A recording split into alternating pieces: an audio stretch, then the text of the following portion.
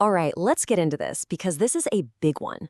We've seen AI generate text, then images, then video, which was all pretty amazing.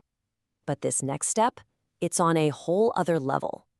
We're talking about Google DeepMind's new system, Genie 3. And it isn't just creating content, it's creating entire worlds you can actually play in.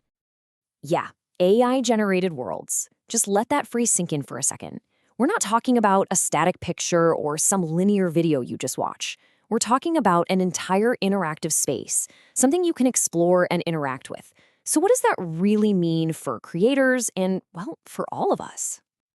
I mean, just imagine it.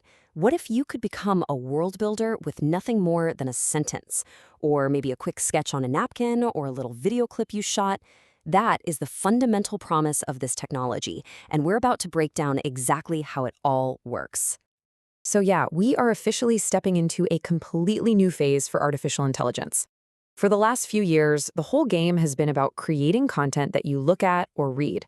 But now, we're making the jump from that static world into something truly dynamic. And this is the part that's so wild. AI is learning how to build playable spaces from simple text commands. So forget about trying to generate code you have to compile or 3D models you have to rig and animate. This thing turns an idea directly into an interactive environment. That's not just a step forward, it's a massive leap. So let's properly introduce the tool making all this happen, Genie 3. And I've got to say, I love this analogy they use, thinking of it as your creative co-pilot.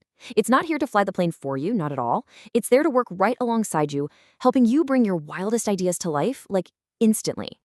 So what is it really? Well, at its heart, Genie 3 is an AI system that takes a really simple input, like a text description or even a quick doodle, and it spits out a playable scene. And that word playable is everything. It means it has objects, it has some basic physics, and it actually responds to what you do. So how on earth does it pull this off? Well, it's kind of like a three-step process. First, it does its best to understand what you actually want, your intent. Second, it models that world with some basic rules, physics, cause and effect. And third, this is the magic part, it outputs what they call a playable scaffold. Think of it like a minimal working version of your idea that you can just jump right into and start testing out. Now, this isn't just some cool tech demo for the sake of it. It has some seriously powerful applications. The real superpower here isn't about creating a perfectly polished final product. No, instead, it's all about cranking up something called idea velocity. And wow, the doors this opens, they're pretty much everywhere. If you're a game developer, you can prototype a level in minutes instead of days. If you're a teacher, you could whip up an interactive physics lesson on the fly. You could build training sims, little playable ads for marketing, or even small web games. It just massively lowers the barrier to entry for anyone who wants to create something interactive. But let's be super clear about where Genie 3 fits into the bigger picture. This is not an Unreal Engine killer. Let's just get that out of the way.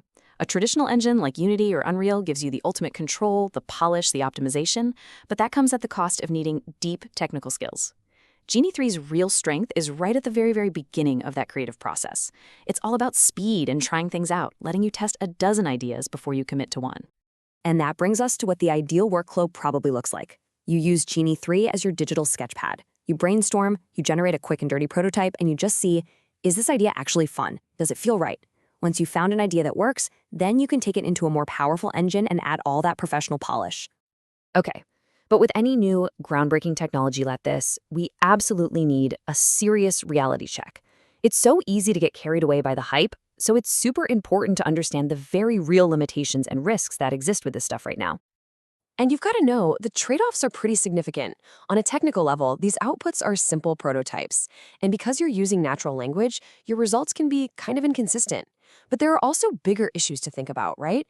Everything from intellectual property and content moderation to the simple, practical challenge of actually getting your creation out of Genie and into another program. And this quote just nails it. Right now, today, the absolute best way to think about Genie 3 is as a design accelerator. It makes that first 10% of the creative process unbelievably fast, but it is not a one-button solution for creating a finished commercial game. Not yet, anyway. So with all of that in mind, how can you actually get ready to start using a tool like this? I mean, even if you don't have access yet, you can start training your brain to think like a world builder today. Look, the whole process here is about starting small and then iterating. You start with a really clear, simple idea, you draft a specific prompt, and then you just test and refine what the AI gives you. The key is to think of this as step one and always have a plan for how you would polish your best ideas in a full engine later on. And check this out. This is a perfect example of a solid starting prompt. Notice how specific it is. It defines the genre, side scroller. It lays out the player's abilities, run and jump. It asks for key objects like platforms and ladders, collectibles, and, crucially, a clear goal.